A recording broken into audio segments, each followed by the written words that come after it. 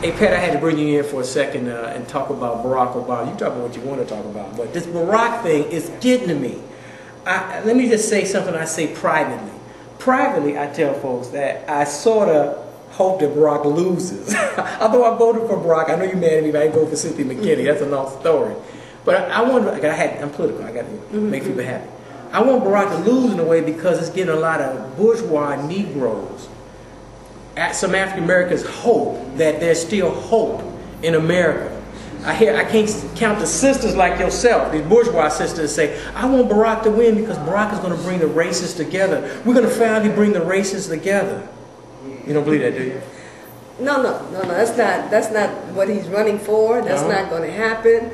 I think what we need to look at, first of all, it appears to me that black people especially, and people around the world, but black people especially are engaging in selective amnesia. Selective amnesia. 2000, the presidential election of 2000 and 2004 demonstrated to the entire world that whoever controls the voting, counting process, whoever controlled the programming of the voting machines, those that control the board of elections throughout the country will determine who is going to be the president. It doesn't matter who votes, how many times we vote or don't vote. They demonstrate, and if they will cheat a rich white man like Al Gore, imagine what they will do to a whole race of people called black people. But then again, they may let Barack Obama become president. Well, the point that I'm making is, if he becomes president, then we need to ask the question, why?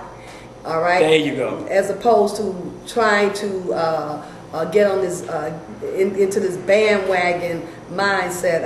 I equate it, as I told you earlier. I'm kind of concerned that if black people really love Barack and they really believe in Barack, then we cannot adapt this emperor with no clothes mentality.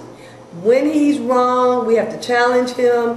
I'm with you, Barack, but you're wrong. We cannot act as though everything he says and everything he does we have to go along with because we're on the brink of making history. Case in point, I have to bring this up. Several days ago, Fidel Castro announced his resignation as president of Cuba. I was stunned to hear Barack's response. Barack's response partially was, this marks the end of a dark era. Now, speaking as a Democrat, maybe it does. Speaking as a white man, maybe it does. But it is apparent when you look at Barack, whether he acknowledges that part of his heritage or not, he is not a white man.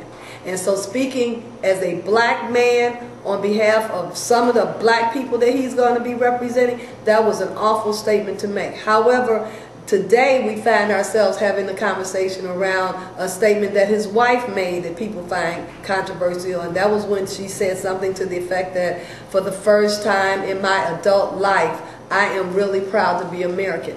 I think that she was very conscious in making that statement. I think she was attempting to balance out what her husband did, because many African American people were very disturbed to hear that he took that position in regards to Fidel Castro's resignation. So for her to state that for the first time in her adult life that she's proud to be an American, those are kinds of conversations that black people have all the time. Yes. And she is an astute, also Harvard graduate person from the south side of Chicago, who many black people in Chicago have had those conversations about being proud of whether or not we are even Americans. So now we find McClain's wife getting a lot of pub for bringing up this so-called contradiction or question behind Michelle making this statement. So I'm really trying to say that it is very important that if we really believe in ourselves and believe that Barack is all that we say he is, then we are not protecting him or our interests by not acknowledging and confronting him or making statements about when he is wrong. It does not mean that we're going to defect. And last but not least, I think black people need, especially black people, need to understand that for the first time in history, we have an opportunity to have two bites at this apple. We have a Democrat, a black person running as a Democratic candidate for president, but we also have a black person running as on the Green Party banner for president of the United States. And so that's Cynthia McKinney. And that is Cynthia McKinney. Cynthia McKinney. And here's a scenario we need to consider. Suppose the Democratic Party does not give Barack the nod. I hear people saying, oh, I'm going to punish the Democratic Party by going with McClain. No, that's stupid, that's ignorant, that's naive, that's infantile, that's immature. You can go with Cynthia McKinney. First of all, we need to be voting our interests in the first place. And if you wanted to compare the records of Cynthia McKinney and Barack